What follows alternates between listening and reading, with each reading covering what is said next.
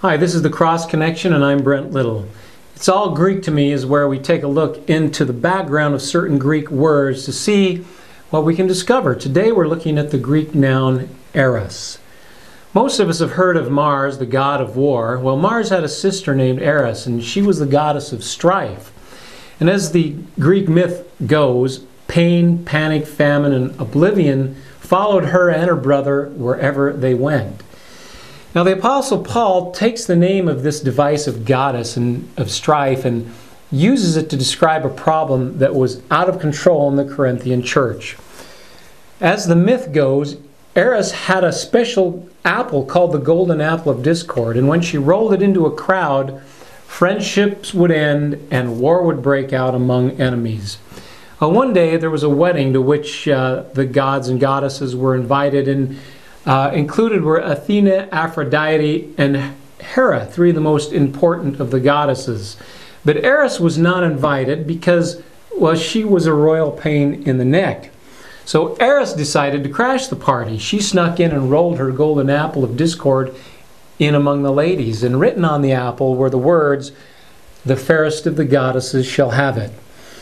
When they saw the apple and read the words, each of the women was certain that the word fairest could only be referring to themselves, and so erupted an ugly, hate-filled brawl where vicious name-calling began and nasty insults were hurled at each other as they strove to gain possession of this golden apple. Now, if you've read the books of 1st and 2nd Corinthians in the New Testament, you've discovered just how messed up some of the people in that church were. One of the main problems they were having was over the issue of cliques. And just like today, it's the same thing. Our group is cooler than your group. Oh, hardly. We're the real defenders of the faith. No, we're the true Orthodox and you're the heretics. No, we're the real deal and you're not. No, our preacher's smarter than your preacher, and on it went, and on it goes still today. So in 1 Corinthians chapter 3, Paul was forced to tell them that they're acting like little babies and were operating in the realm of the flesh and not the spirit. And one of the indicators that this was the case was there was a lot of strife among them. He says, "For you are still of the flesh, for while there is jealousy and strife, Eris, among you, are you not of the flesh and behaving only in human ways? For one says, I follow Paul, and another, well, I follow Apollos. Are you not being merely human?" And as I mentioned, when Paul tells them that there is strife among them, he uses the Greek word for the goddess of strife, namely Eris. In essence, Paul is calling these Greek Corinthians' attention to their own myth. He's saying, snap out of it. Don't you realize that Eris, the goddess of strife, is among you? She's crashed your party and rolled her golden apple in your midst. And even based on how foolish and childish you're behaving, you still don't even recognize it. Well, how about your own church or group? Is it dealing with this enemy called strife? And how about the blogs and the videos you produce or you follow and the comments you leave behind on them? Are they filled with strife? Have you unwittingly bought into this Eris's ego-stroking affirmation program?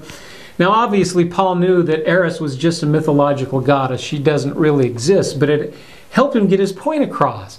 And he tells us in 1 Corinthians 10 that when the Greeks offered their sacrifices to these gods and goddesses, they were actually offering them to very real demons. So even though there are no real gods and goddesses, Paul says there are demonic counterparts to these false deities. And he confirms this in Ephesians 6, where he informs us that we are not simply struggling against humans, but are dealing with a conflict against spiritual principalities and powers, against the spiritual rulers of the darkness of this age, and even against spiritual wickedness in high places. So according to Paul, there are demonic influences that can cause strife among people, and they are masters at turning any legitimate concerns we might have to protect, say, orthodoxy or even a cherished tradition into a verbal brawl or a vicious heresy hunt that not only brings shame to the name of Jesus, but also turns unbelievers away from the gospel message. because all they see is envy and strife and ugly behavior in the name of Jesus. So Paul is telling us that when we see this envy and strife and all of the cliquishness, we can be sure that the goddess or demon of strife has rolled the golden apple among us in order to divide and conquer. Well, Peter tells us in chapter 3 of his first letter that when we are sharing the good news or defending the faith from all of the heresy, we are to do it with gentleness and respect.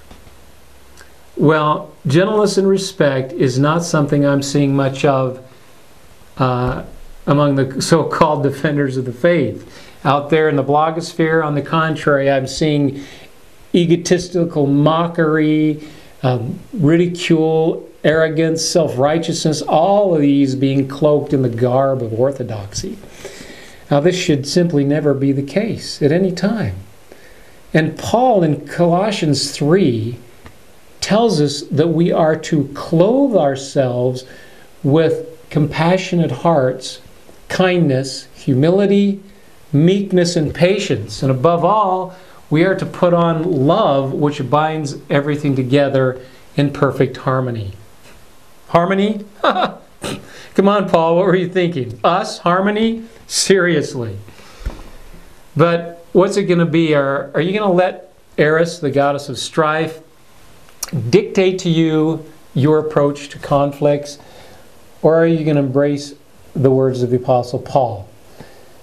And does having your orthodox doctrines all straight as an arrow dismiss you somehow from Paul's call to be kind and humble and meek? Is that merely an option? Are there alternatives to that? Ugliness, etc.? I don't think so. And until next time, there remains faith, hope, and love. But the greatest of these is love.